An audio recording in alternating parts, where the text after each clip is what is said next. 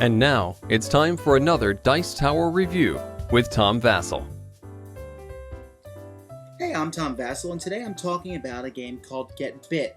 When I first was shown Get Bit, I wasn't really sure what to think of it. I thought, is this some kind of game where you're making insults with one another? But it's actually about things getting bit. In fact, when you open the box, inside are these little robots. And they look kind of like Lego men. They're a bit bigger, but they're detachable. Their arms come off, their legs come off. Well, there goes the whole torso. And all the different pieces, you can even take the head off if you try hard enough. But the game is actually about ripping off these robots' limbs, which again makes it kind of a family-friendly game in a sense because you're not ripping off humans' limbs, but robots. Now, the game involves robots escaping from a shark. Now, if you look here, this is what the game is set up like. You have these different robots that are being chased by the shark. They're all swimming away from the shark, and the purple guy is in danger here. The shark is chasing him. Now, the game actually comes with a shark card, and so I guess the shark card is chasing people, but fortunately I was able to replace it with a Lego shark because that just seems to fit so much better.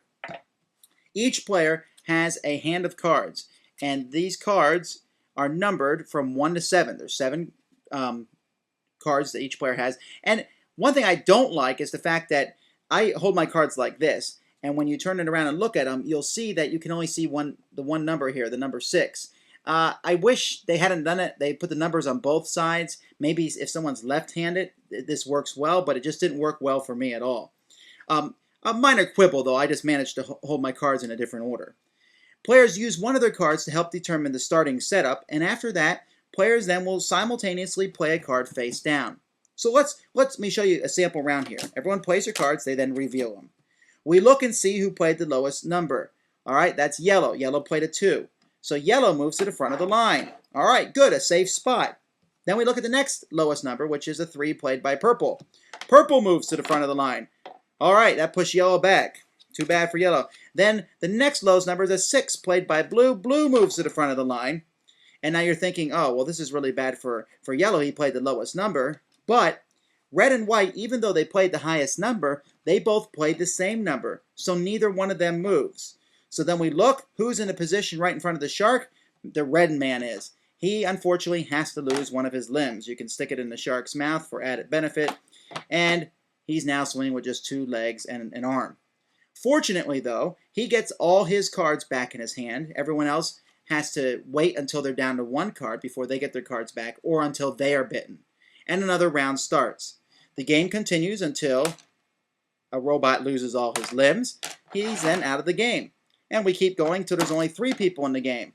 When the third person loses their last limb, let's say yellow's in the game, he loses his last limb. At that point, whoever's in front wins. We don't battle it out to the final person, but blue wins the game. So you got to use some strategy near the end. Now, this game is very lighthearted, and it's really fun, but it's really stupid.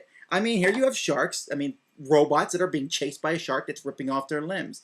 And my wife says, what a dumb idea for a game. It's so dumb, and yet she plays it. And I'm telling you, I've played this 30 to 40 times since I've gotten it, and every time each group has wanted to play it immediately afterwards. It's really fast.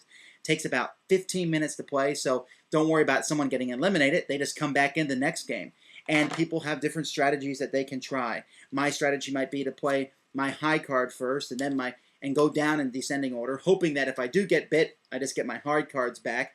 But I've seen some very clever plays done by playing the right card, or at least trying to read the other people and see what card they're going to play, and hope that you're not playing a 5 when Bob plays a 5, because then neither one of you will move. Or playing a number that someone else plays, as long as they're behind you, that's okay.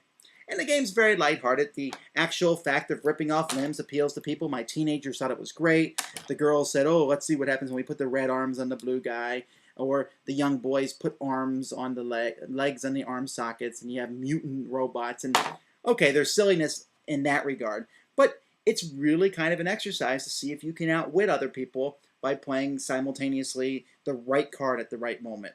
And since it plays so quickly, since it covers up to 6 players, and because the theme is so funny, Get Bit is a game that I bring out often. I'm always saying, hey, well, just try this out. People say, I don't know. But as soon as I open the box, and as soon as I pull out a robot and say, hey, look, you can pull the limbs off, people are hooked. And it's just funny.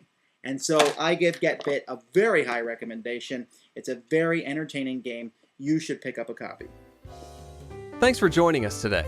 For more written, audio, and video reviews, as well as the #1 board game podcast, check out the website at www.thedicetower.com. Until then, this is Eric Summerer, and you've been watching The Dice Tower.